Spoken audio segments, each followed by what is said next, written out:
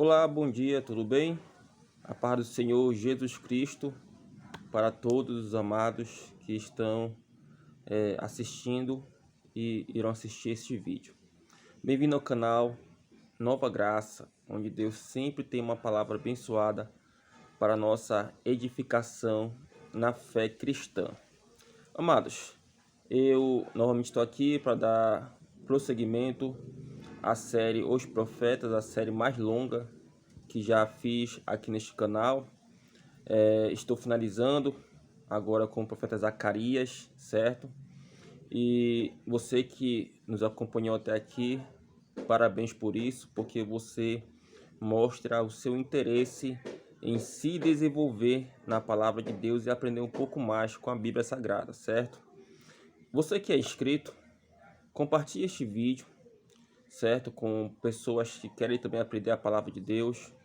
Mostre para elas que o Senhor Jesus, Ele quer que todos nós venhamos a aprender uns com os outros.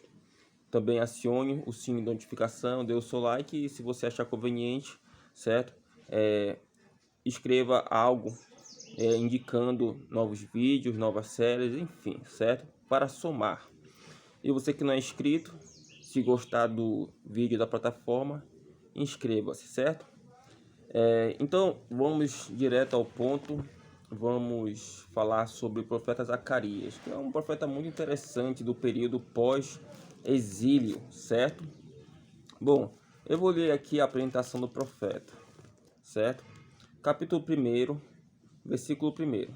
No 8º mês do 2º ano de Dário, veio a palavra do Senhor ao profeta Zacarias, filho de Baraquias, filho de Ido, dizendo: O Senhor se irou em extremo contra vossos pais. Certo? Versículo 3. Portanto, diz-lhes, assim diz o Senhor dos Exércitos, tornai-vos para mim, diz o Senhor dos Exércitos, e eu me tornarei para vós, diz o Senhor dos Exércitos. Então, aqui está a apresentação do profeta Zacarias. Eu vou contextualizar para os meus amados irmãos. Zacarias, ele é um profeta que, segundo diz a história, ele é bem jovem. No tempo de Zacarias, existia outro profeta chamado Ageu, que foi tema do vídeo anterior. Ageu, ele já é um senhor de idade, como já falei, certo? E aqui Zacarias ainda é um rapaz bem novo, quando ele foi chamado por Deus para profetizar. Na verdade, ele não é filho de Ido. Essa é uma expressão bíblica para dizer a importância que aquele personagem, como por exemplo Ido, teve na vida de Israel. Por exemplo, o último rei da Babilônia, certo? Ele é chamado de filho de Nabucodonosor. Mas na verdade ele não era filho de Nabucodonosor, ele era um descendente de Nabucodonosor, certo? Então, o que acontece é que Ido, ele era avô de Zacarias, correto? Zacarias, ele pertencia a uma linhagem sacerdotal. Então, este é chamado período pós-exílio, onde o povo de Israel foi conclamado pelo imperador ou pelo rei Dário a sair de Babilônia e voltar para onde? Para a sua terra natal, que era Israel, especificamente em Jerusalém. Então, Zacarias, ele faz parte desse conjunto de profetas que profetizou no período pós-exílio. Ageu, Zacarias e Malaquias são os 3 profetas que fizeram parte desse pacote, desse pack pós-exílico.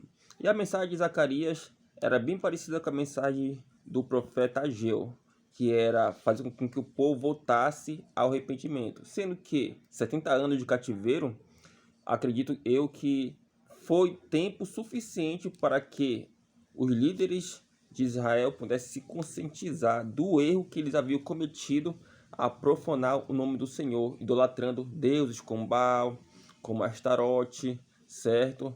E outros deuses que estavam incluídos no catálogo dos povos antigos. O problema todo é que, ao voltar para Israel, essas pessoas não estavam dedicando o seu tempo, o seu propósito para Deus. Elas estavam cuidando de suas próprias vidas. E aí a cidade de Jerusalém, em vez dos muros serem construídos em vez do templo ser reconstruído, estava simplesmente jogado às traças, certo? A história de Zacarias, se for contextualizar, o vídeo vai ficar muito grande, porém nesse tempo, Esdra, que era o escriba, também de uma linhagem sacerdotal importante, ele estava nesse meio, incluso nesse meio, e outros como Zorobabel, Sealtiel, que foram os primeiros sacerdotes, o primeiro governador, eles tentaram ao máximo fazer com que o povo viesse a se conscientizar, mas quase sem nenhum sucesso. Aí depois entra Neemias, que eu vou falar um pouquinho quando for falar do profeta Malaquias, que já é uma outra história. Neemias era bastante enérgico, ele era bastante linha dura, ele não gostava muito de deixar as coisas de Deus assim, dessa forma. Ele gostava das coisas de Deus bem certinhas, certo? Mas aqui, Zacarias, ele foi levantado por Deus para que o povo viesse a se conscientizar dos seus erros, certo? Porém, nós devemos entender uma coisa: Deus não trabalha através da violência ou de atos sanguíneos. Claro que às vezes, quando era um motivo de guerra santa, né, lá em Josué e também em Êxodo, Deus ele pegava esse meio de guerras santas para se vingar de povos que estavam no meio de Israel. Mas isso daí já é outra história. Eu vou ler aqui um verso bíblico, certo?